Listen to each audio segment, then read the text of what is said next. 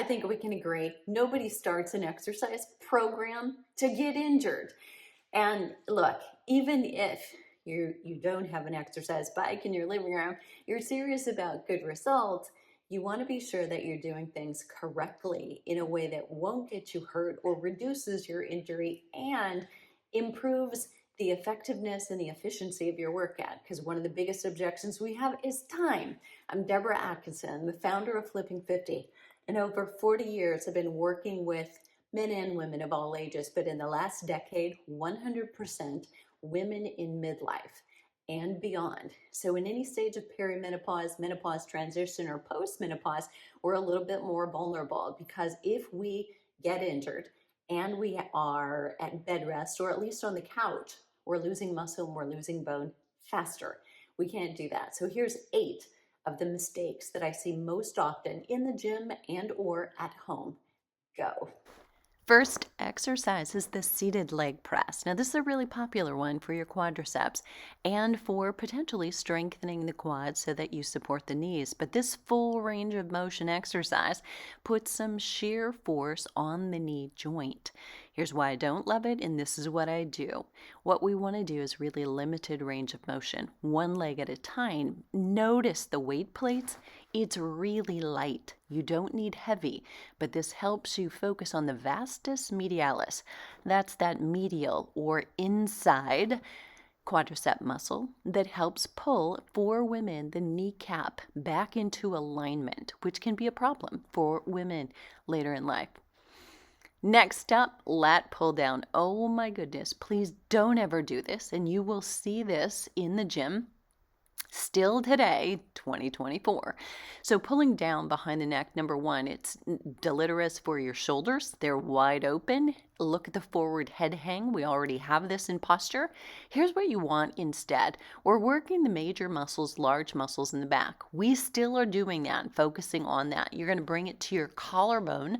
You're only pulling down. You have the slight lean back. Your posture is improved here while you're doing it. It's not forward. It's open. It's what we're wanting every day, all day. Nice. Only pulling, no pushing. Don't overdo your range of motion. Next, chest press.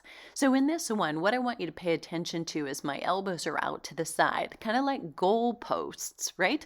So as if I had a bar, but I've got dumbbells, so it certainly doesn't have to be. This is why I like to use dumbbells as opposed to a bar for the chest press. This puts a little bit more stress we don't need on the shoulders. So watch me do it correctly. Now I've slowed this down a little bit so you can see the detail. I've brought my elbows in to about 45 degrees. You can actually bring them all the way in if you want to, and you're going to focus on your triceps, and that's the muscle group in the back of your upper arm a little bit more. Notice as I bring the weights down, my elbow stops even with the bench. So if you're on the floor, you have to. But if you're on a bench or sometimes a ball, many women or men will increase range of motion. That also is deleterious to the front of your shoulder. You want to stop. Putting the brakes on is called deceleration. It actually is a part of the work and an advantage. So notice the arms come together over the chest. Next, we're going to do this tricep exercise, and it was hard for me to do it this wrong. This is really bad. Again, poor posture, right? Poor posture. Instead, you want to turn it around. You want to do it nice and long. This ends up being core work as well. Might not be able to go as heavy, but I also have shoulder range of motion. Oh my goodness, 1980 wants this back. Side bends with a weight. Now, one arm better than two, but this is just overall a waste of time and energy. Here's how to improve it. You can do lateral work that improves the strength of your oblique muscles on the side of your waist. But do it by putting one leg, and notice I have the bottom leg lifted up. And I'm just going to do range of motion. You can do this with weight, but don't try right away. Turning it the other way, this is called the glute ham machine. Full range of motion through the spine. Please don't do this.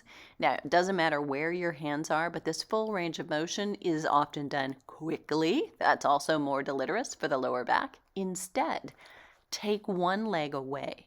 You're going to work a little bit more in limited range of motion and be extremely safe for the back. So you're working on this spinae, erector spinae muscle group, but also your hamstrings, girl.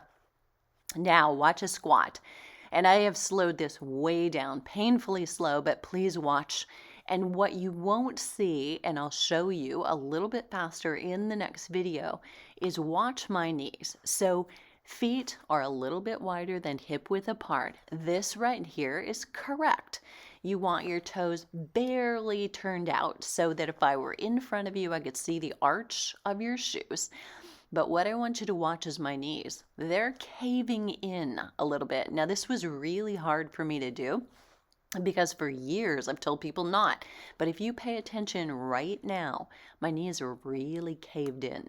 And that's putting a lot of stress on my knees. It also is a suggestion to me as a trainer as I see someone do this.